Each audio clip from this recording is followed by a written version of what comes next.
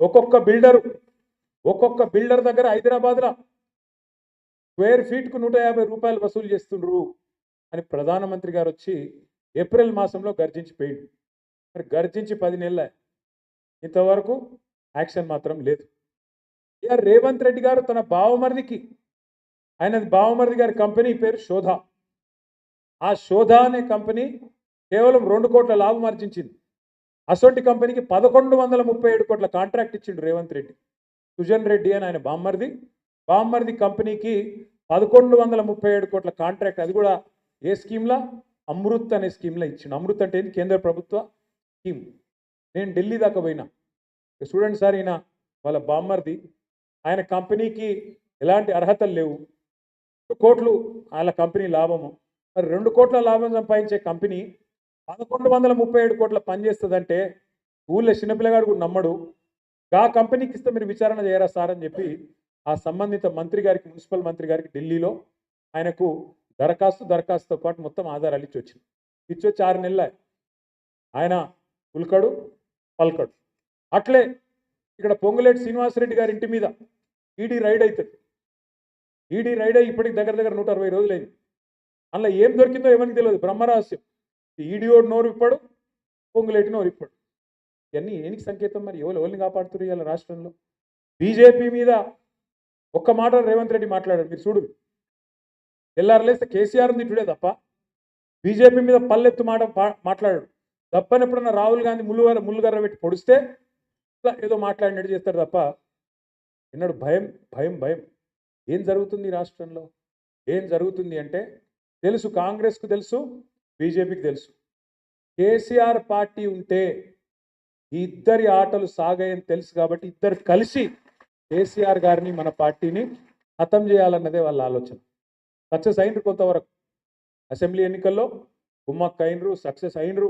పర్రె పట్టంగానే ఢిల్లీకి వెళ్ళి ఉరికి రావాలి, రిపోర్ట్ ఇవ్వాలి, ఆగమాగం దున్నపోతూ ఈయన ఆయన అనగానే దుడ్డని కట్టిమని ఈయనని మొత్తానికి గోల్మాల్ గోవిందం చేసి మనని ఓడగొట్టిరు. సరే, ఓడగొట్టిరు, ఏం కాదు. ఇక్కడ 2 సార్లు ఇదే ప్రజలు మనకు అధికారం ఇచ్చారు, ప్రతిపక్షంలో కూర్చోమని చెప్పి ఆదేశం ఇచ్చారు. మరి ప్రతిపక్షంలో కూర్చున్న తర్వాత మేము కూడా జాగ్రత్తగా గత 14-15 నెలలుగా అన్ని గమనిస్తూ ఉన్నాం. ఇప్పుడిప్పుడే మనోళ్ళకి అందరికీ అర్థమవుతుంది. చూస్తాను వీడియోలు వాట్సాప్లలో తిరుగుతున్నాయి కదా, ఏమేమంటారు ప్రజలు చూస్తున్నారు. ఆడోళ్ళు, మగోళ్ళు, రైతులు, ముసలోళ్ళు చూస్తుర్రా ఎన్ని మాటలు మాట్లాడుతున్నారు. నిజంగా చెప్తున్నా, మీరు నమ్ముతారో నమ్మరో కానీ అమ్మతోడు చెప్తున్నా, తెలుగు భాషలో గిన్ని తిట్లుంటాయని తెలియదు నాకు. అరే రే రే రే ఏం తిట్టుడే అది? భయం కూడా లేదు, భక్తి లేదు, గొట్టం పెట్టుడు ఆలస్యం, రమ్మను వాడిని అంటారు. ఏడికెళ్ళి వస్తారు వాడు, భయం వానుకుంది. వస్తే ఈ బల కొట్టేట్టున్నారు జనం. మన కొడంగల్లో అయినా లగచర్ల అని ఊరు, ఆడ మొత్తం మా లంబాడ సోదరులు ఉంటారు. ఆ లంబాడ సోదరుల భూములు గుంజుకునే ప్రయత్నం చేస్తే పాపం వాళ్ళు మరలబడ్డారు. అధికారులు వస్తే ఆ రోజు నిరసన చెప్పిండ్రు, వాళ్ళని నిలగొట్టిరు. అదే రేవంత్ రెడ్డి పోతే ఈపే వాళ్ళ కొడుతుంది, అధికారులకు నిరసన చెప్పేలా కొట్టిరు.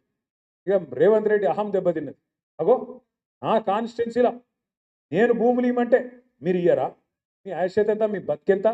నేను అనుకుంటే ముఖ్యమంత్రిని అని చెప్పి 40 మందిని తీసుకుపోయి జైల్లో పెట్టిండు. మొత్తం లంబాడ రైతులు, గిరిజన రైతులు, దళిత రైతులు తీసుకుపోయి జైల్లో వారేసిండు. మేము జైల్లో చుట్టూ తిరిగినాం. Parigi jail, Sangareddy jail, Cherlapalli jail తిరిగి ఢిల్లీ దాకా పోయి ఆడ human rights commission, SC commission, ST commission, women commission, అన్ని కమిషన్లు పోయి కలిసి గిట్లున్నది ముఖ్యమంత్రి గారి ప్రవర్తన, ఆయన సొంత నియోజకవర్గంలోనే దౌర్జన్యం జరుగుతున్నది, మీరు కాపాడాలి అని చెప్పి మొత్తానికి కొట్లాడి వాళ్ళని ఇడిపించినాం. బెయిల్ ఇప్పించినాం, ఇడిపించినాక మొన్న నేను పోయిన ఆడికి లగచర్లో పోయినా, కోస్కి పోయినా, ముఖ్యమంత్రి నియోజకవర్గానికి. నేను నిజంగా చెప్తున్నా, నేను కూడా ఊహించలేదు. నేను పోయినప్పుడు మా వాళ్ళు రమ్మంటే కార్యకర్తల సమావేశం లెక్క ఒక 3-4 వేల మంది ఉంటారేమో అనుకున్నాను.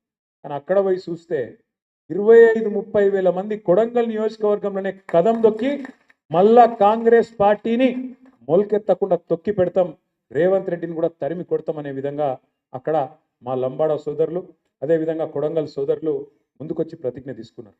మరి ఇక రేవంత్ రెడ్డికే దిక్కు లేకపోతే మీ కడియం శ్రీహరి ఉంటాడా నేను అడుగుతా ఉన్నా. ఆయన పరిస్థితి ఏంది అసలు? కడియం శ్రీహరి ఇలా పెద్ద మాటలు మాట్లాడతాడు. చూస్తే అప్పుడప్పుడు గమ్మత్ అనిపిస్తుంది. సామెతను శకునం చెప్పే బల్లి కుడితిలో పడ్డది. అరే అసలు తెల్లారు లేస్తే నీతులు మాట్లాడతాడు. పెద్ద పెద్ద నీతివంతమైన మాటలు. ఆయన ఒక్కడే మేధావి, ప్రపంచంలో ఎవరు లేడు, ఎవరికి తెలియలేదు, ఈయనకేమున్నది అన్నట్టు పోజులు కొడతాడు. మరి గన్ని శకునాలు చెప్పే పెద్ద మనిషి, నీతివంతమైన డైలాగులు కొట్టే పెద్ద మనిషి ఏమన్నా ఇది చెప్తుంటే రాజీనామా చేసి ఎలక్షన్కి రా, దమ్ముంటే చూసుకుందాం రా. గన్పూర్లో దమ్ముంటే రా. పెద్ద పెద్ద మాటలు ఎందుకు? ఓ పెద్ద భీకరమైన డైలాగులు, బీభత్సమైన పోజులు. గాళ్ళ గెలుసుడు కాదు కదా. నిజంగానే నీ రేవంత్ రెడ్డికి, నువ్వు చేరిన కాంగ్రెస్ పార్టీకి ఏమన్నా దమ్ముంది, ప్రజల ఆదరణ ఉంది అనుకుంటే రాజీనామా పెట్టు రా. ఒక్క కడియం శ్రీయరే కాదు, 10 మంది వాళ్ళు ఏమనుకుంటారో నాకు తెలియదు కానీ తప్పించుకోజాలరు. సుప్రీంకోర్టులో కొట్లాడుతున్నాం, తప్పకుండా న్యాయం జరుగుతుంది. 10 ఎలక్షన్లు కూడా ఉప ఎన్నికలు వస్తాయి. బరాబర్ గిరిగీసి కొట్లాడాలి. వీళ్ళ సంగతి ఏందో చూపెట్టాలి. దయచేసి నేను మిమ్మల్ని కోరేది ఒకటే, ప్రజలకు కూడా ఇప్పుడిప్పుడే అర్థమవుతున్నది, మోసపోయినామని అర్థమైంది. మన కోటైన వాళ్ళు కూడా ఇప్పుడు బాధపడతాను. ఇక బయటికి చెప్పుకోలేరు ఇమీడియట్గా, కానీ కొద్దిగా టైం పడుతుంది, కానీ బాధపడతాను. కానీ ఇది మంచిదే మనకు, ఖచ్చితంగా మన మంచికే. ఎందుకంటే ప్రజలకు కూడా తెలిసి రావాలి. అప్పుడప్పుడు గాడిదని చూస్తేనే గుర్రం విలువ తెలుస్తుంది, చీకటిని చూస్తేనే వెలుగు విలువ కూడా తెలుస్తుంది. రేవంత్ రెడ్డిని చూస్తేనే కేసీఆర్ విలువ కూడా ఇలా అర్థమవుతుంది. ఇది వాస్తవం. కేసీఆర్ ఉన్నప్పుడు మంచిగా బ్రహ్మాండంగా పడుతుండే, టంగు టింగు అనుకుంటా మంచిగా రైతు బంధు పడుతుండే. మరి ముఖ్యమంత్రి గారిగా సేమ్ టింగు టింగ్ అంటే బాగుండదు కదా. ఏమనుకున్నాడు? టకీ టకీ అని మొదలుపెట్టి పడే టకీ టకీ పడుతున్నాయి. ఆ రైతు బంధు టకీ టకీ, రుణమాఫీ జరిగిందా టకీ టకీ, కళ్యాణ లక్ష్మి పడుతుందా టకీ టకీ.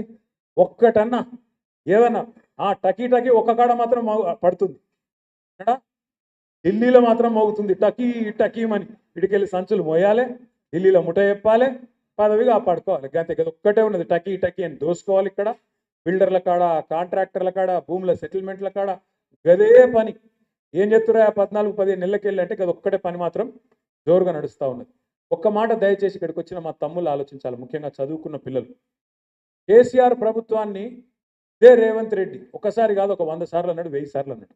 అప్పుల పాలు చేసిపోయినా ఆ రాష్ట్రాన్ని, అప్పుల పాలు చేసిండు, ఆగం చేసిండు, నాశనం చేసిండు అని మాట్లాడి మేము మొత్తం పురుజ లెక్క తీసి చెప్పినాం. మొన్న అసెంబ్లీలో చెప్పినాం. మొత్తం 10 ఏళ్ల కాలంలో తెలంగాణ వచ్చినాక కేసీఆర్ ప్రభుత్వం చేసిన అప్పు సంవత్సరానికి 41,000 కోట్లు. సంవత్సరానికి 41,000 కోట్లు. సరే, కేసీఆర్ ప్రభుత్వం అప్పు చేసింది. అప్పుతో ఏం చేసింది అంటే, కేసీఆర్ ప్రభుత్వం అప్పటిదాకా ఘోరాతి ఘోరంగా ఉన్న కరెంటు వ్యవస్థను మంచిగా చేసింది. 24 గంటల కరెంట్ ఇచ్చేటట్టు అద్భుతంగా రైతులకు